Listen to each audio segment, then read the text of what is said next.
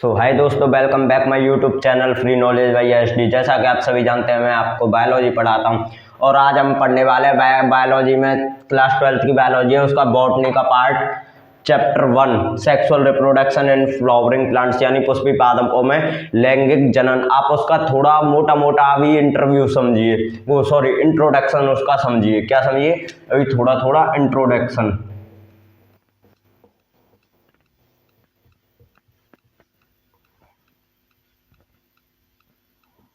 Introduction समझिए। ये यहाँ पर मैंने एक प्लांट का स्ट्रक्चर बनाया है छोटा सा। अभी आप इसे समझिए। सबसे पहले ये क्या है, इसकी हो गई रूट। ओके, ये हो गया ये रूट यानी जड़। इतना तो आप सब जानते ही होंगे, ठीक है। और मैं आपको बता दूं, जमीन से ऊपर वाले पार्ट को हम शूट बोलते हैं। क्या बोलते हैं? यानी ये जो रूट है ये जमीन के अंदर होगी, और ये वाला जो पार्ट है इसे हम क्या बोलेंगे? शूट बोलेंगे। क्या बोलेंगे? शूट।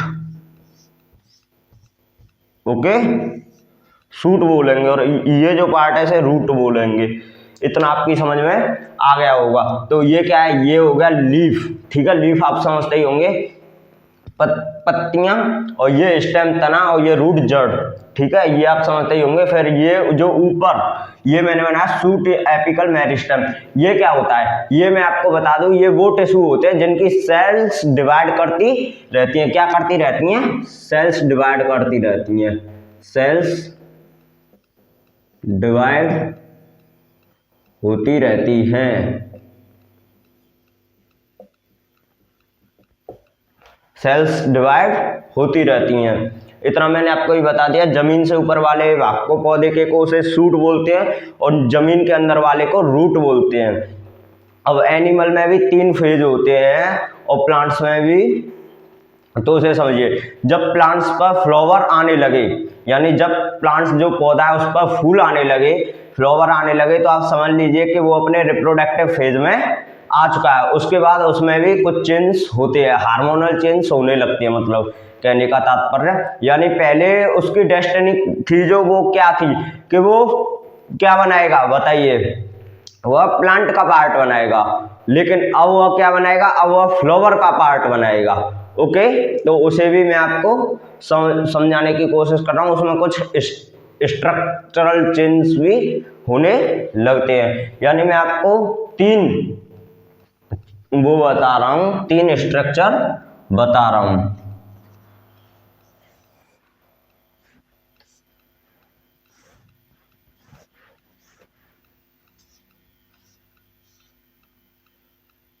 ठीक है, एक स्ट्रक्चर में ये तैयार कर चुका हूं, और एक और करने जा रहा हूं।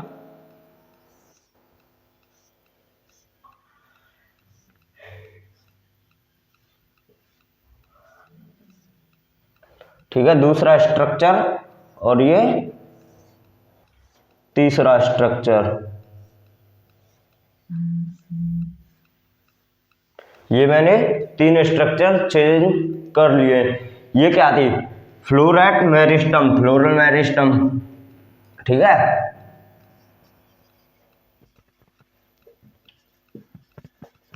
ये आप देख लीजिए, मैं लिख चुका हूं। और ये क्या हो गई? Floral word.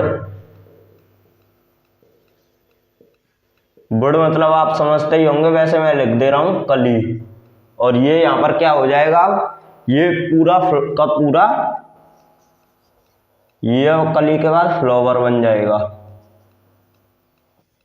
Okay, I hope of you will be understand. इतना आपकी समझ में आ गया होगा, ठीक है।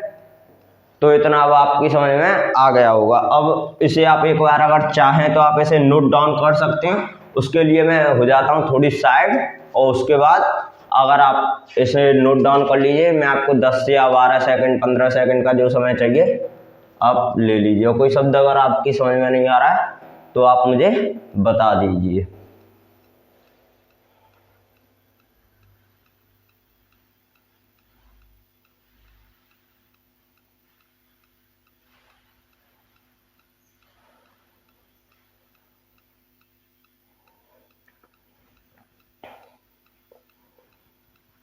ओके, तो अब मैं आपको ये सारा रिमूव यानी साफ करने वाला हूँ, हटाने वाला हूँ।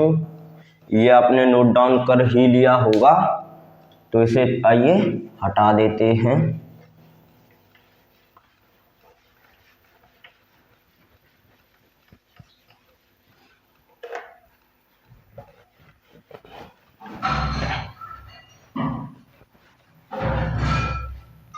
ये जो बचा है मैंने इसे छोड़ा है, क्योंकि ये क्या है आपका, ये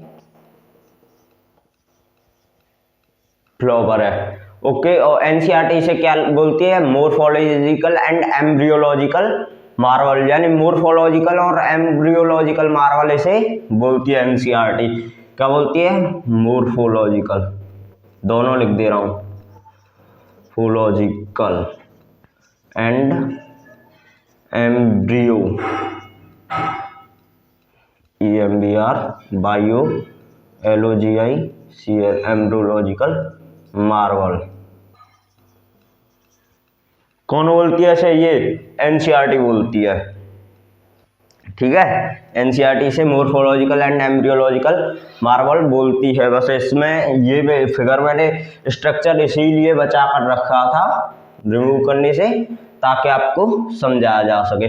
flower is a modified suit. Okay, अब इसका हम एलएस ऑफ ए फ्लावर समझते हैं, यानी longitudinal section of a flower. तो उसके लिए इसे रफ करते हैं।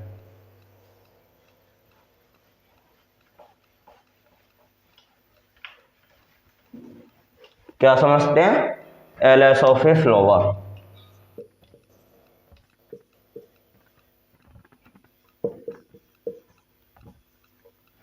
एलएस मतलब लॉन्गिट्यूडनल सेक्शन।